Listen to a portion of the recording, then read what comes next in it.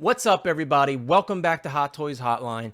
Today I got another copper flop for you. We're going to be talking about Buzz Lightyear. Now, I know he took a little bit to go up for pre-order in the US, but he is finally here on multiple websites that a lot of you guys probably purchased from, so that's really exciting.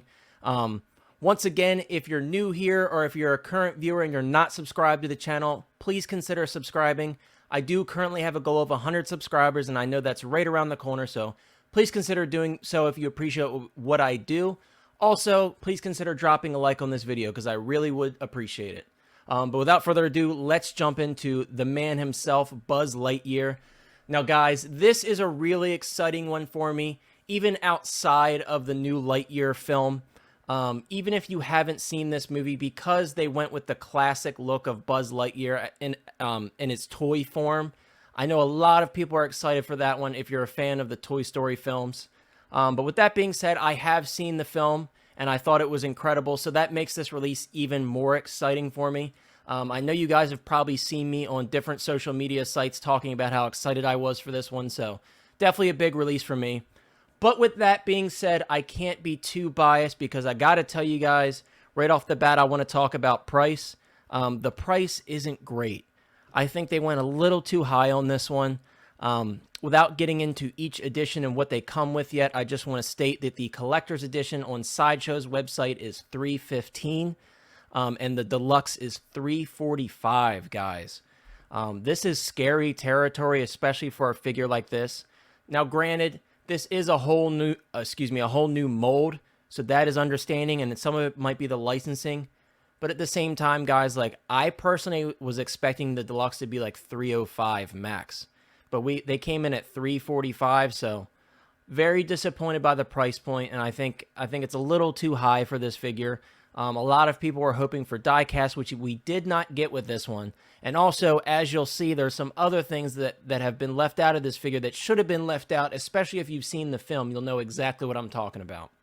But let's jump into the collector's edition first. As I stated in the last video, that's what I like to do because I think it's easier to gauge what accessories come with each. That way, if you go from the cheapest to the best. So let's jump in here.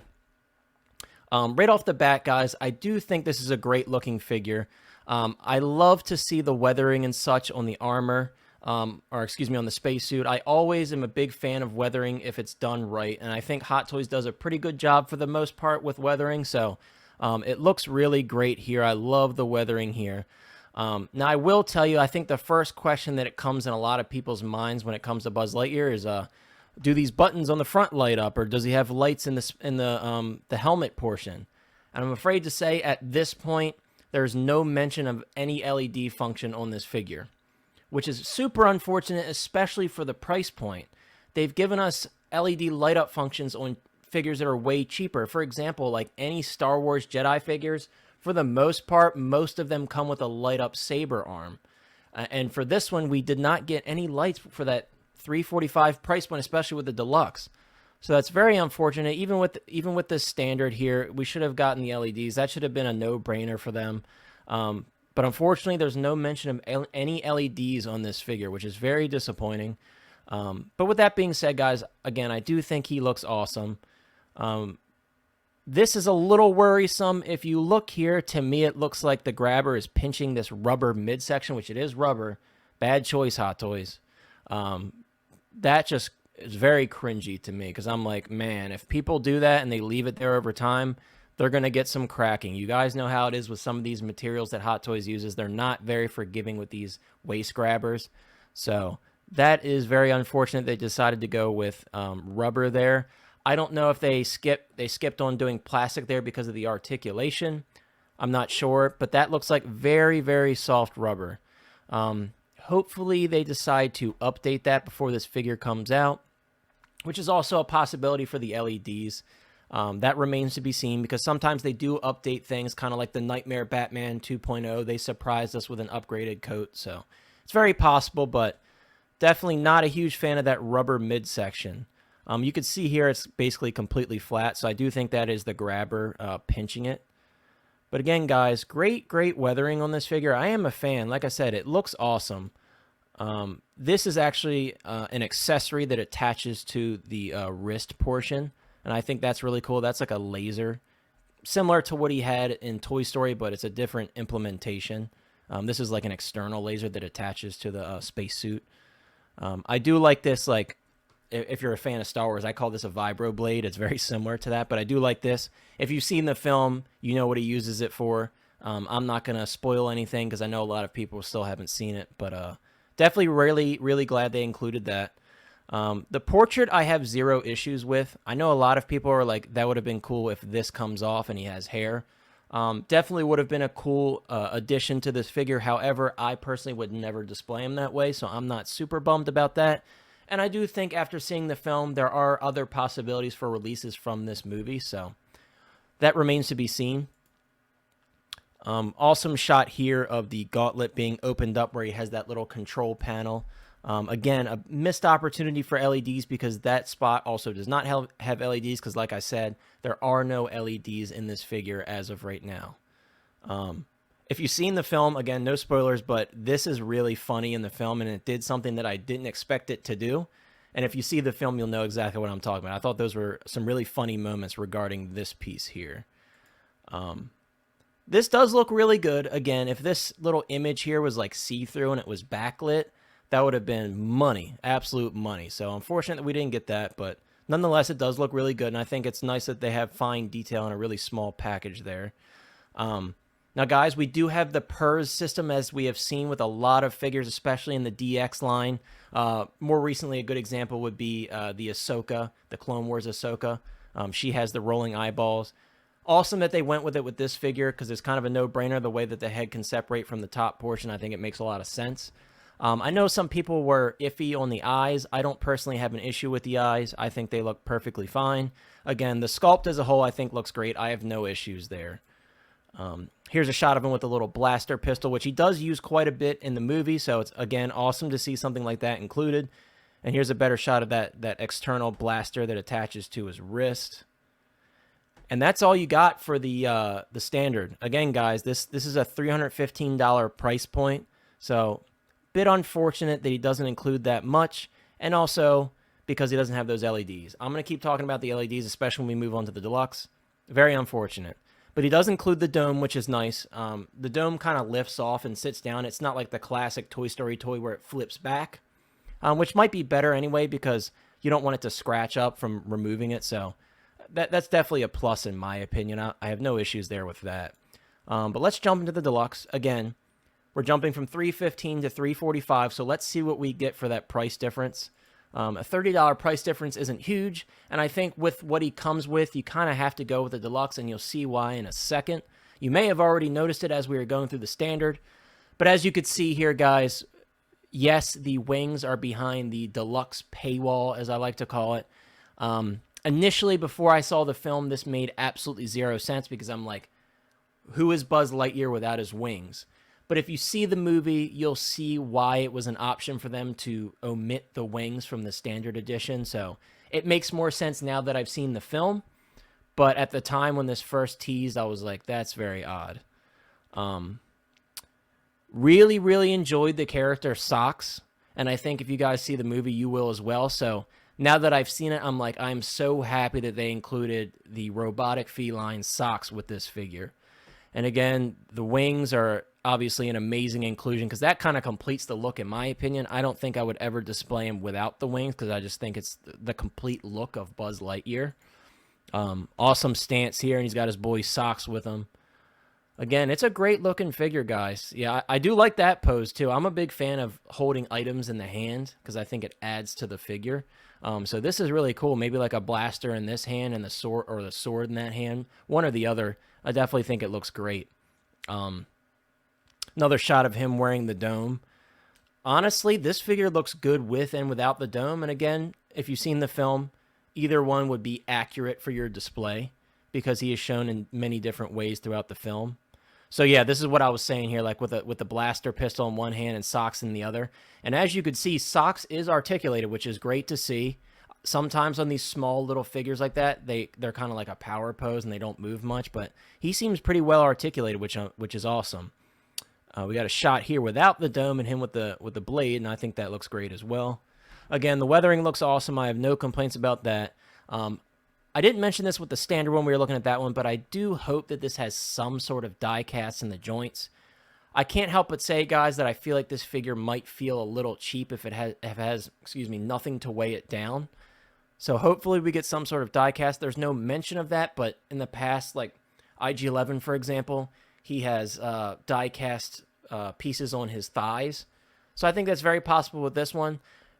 At the most, I really just need die cast joints because it just makes the figure feel more premium. But again, that remains to be seen. And they could make changes to this figure again as time goes on. We have plenty of time before this will start shipping, so you never know. This looks great. I love the back shot here. You can remove the wings as well and just have like the pack. So I think that's cool. That's a cool look there. Again, me personally, I would definitely have the wings extended. I'm waiting for some people to do some customs and write Andy on the tread. I don't believe he has that in the film because, again, the film is not based on the toy. It's based on Buzz himself, the film that the toy is based off of. So this would have been the film that Andy watched when he was a kid, and these are the toys based on that film. So it makes sense that it doesn't have Andy, but it still would be awesome for someone to do that as a custom, and obviously it would be very easy. We saw the rolling eyeballs when we were looking at the standard, so I don't need to check that out. Again, great looking figure, guys. I'm going to quickly go through the photos here because we're not seeing anything really new that we haven't looked at already. There is a full picture of Socks and the little computer. Again, if you've seen the film, you'll know where this computer is from. It is very, very important to the story. So again, it's a very welcomed accessory in my opinion. When I first saw the preview for this figure, I wasn't super excited about the socks or the computer, but now that I know what it's for, it makes a lot of sense. But that's your deluxe edition, guys. I think for the extra $30, it's well worth it because, again, Buzz Lightyear with his wings, they kind of go hand in hand. Again, it does make sense that they didn't include it with the standard, and you can still display him without the wings if you're not a fan of those or if you want to save a little bit of money. But for me personally, I think the deluxe is definitely the way you got to go, just for the wings alone. But then you get Socks, and again, he's a very lovable and appealing character in my opinion. If we don't get if we don't end up getting any other releases from this movie, which I hope we do, and there are a lot of potential for releases from this movie. But if we don't, it's nice to have some sort of companion piece for Buzz, and Socks kind of fills that void for me. The display base, I didn't mention that earlier, but it is very basic, but I do like the design on the top of it. Again, I just wish, I've talked about this before, I wish that they would stop doing the printed on plastic names. I love the metal nameplate, and I love that Star Wars figures specifically continue to do so. So I would like to see more metal nameplates. I think now that I'm looking at it, I didn't mention the handcuffs that come with the figure, but that also comes with the standard. Not a really exciting accessory, but sorry, I'm just noticing that. So the handcuffs do come with both versions. But that's it for Buzz Lightyear, guys. CollectorZown did also get their Buzz in stock, so if you like to purchase elsewhere, Sideshow, I just like to use it as an example because they have great format for their photos. But CollectorZown does have them live now, and if you're looking at this price, this includes taxes and shipping. This is everything out the door. So don't think like, oh, I'm looking at this price and it's way more expensive than Sideshow. This is just what you would be seeing with taxes and shipping and everything included, and without any discounts or anything on Sideshow, this ends up being cheaper. I know Marcos did put a deal up on his Facebook group, CollectorZown Cantina. So if you want to save some money, if you're going to buy through CollectorZown, definitely check that out. It might still be active. I know sometimes those get claimed fast from what I understand, but regardless, check out his website and see if you can get a deal on this figure. But guys, that about wraps it up. For me, this is definitely a cop, but I say that with understanding that this won't be a cop for a lot of people. One, because it is a kind of one-off figure that won't fit in a lot of people's collections. But number two, because of those price points. We got $315 for the standard and $345 for the deluxe with Sideshow. And again, that does not include taxes. That does not include shipping. So after taxes and shipping, especially with that deluxe, you're getting real close to $400. So I can understand if this is going to be a flop for a lot of people. But this is definitely a cop for me, just based on the nostalgia factor alone.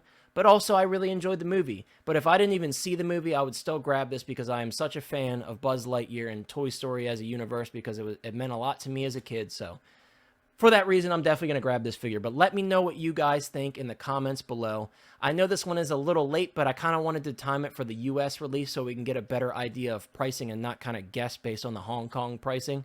So now that we know, is this a flop for you guys or is this a cop?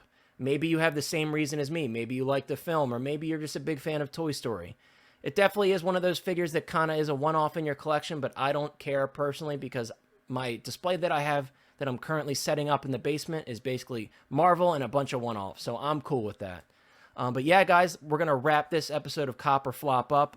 I try to keep these a little bit shorter, but then when I get excited about a figure, I talk too much. So again, as I said in the first episode, I'm going to try to refine the formula and try to keep it a little bit shorter for you guys because I know some people prefer shorter videos. Once again, please consider subscribing to the channel if you haven't already. I notice about 50% of our viewers are not currently subscribed to the channel, so if you're a viewer and you enjoy what we do or you're new to the channel, please consider subscribing to the channel and dropping a like on this video. Alright guys, that's all I got for you though. Have a great night.